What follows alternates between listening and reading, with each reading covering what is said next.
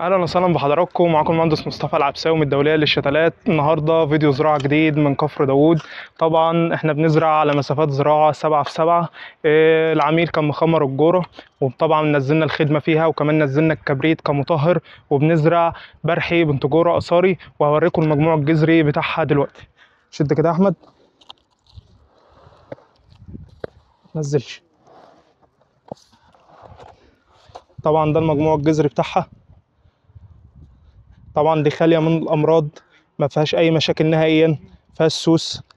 طبعا دي مكونه فسايل، والمجموع الجذري ده مهيأ لها المجموع الخضري الممتاز ده. هننزل بقى كده الجوره، امهلك. طبعا احنا نزلناها الجوره، وهنردم عليها ونكبس كويس عشان الفراغات وعشان الهواء، عشان ما يحصلش اي مشاكل. طبعا الاسواق كلها دلوقتي اتجهت للبرحي لان انتاجه بيبقى كبير، ومع الناس لما دقت الثمره بتاعته وشافت نسبه السكر فيها واللي هي طعمها بيبقى طيب جدا، بدات تتجه ليها وبدا التوسع ليها. ودي طبعا الخطوط اللي احنا زرعناها. طبعا ربنا يخضر لصاحبها. ومعانا عم الحاج هيقول لنا رايه في النخل وفي الشتلات وفي كل حاجه وصلت.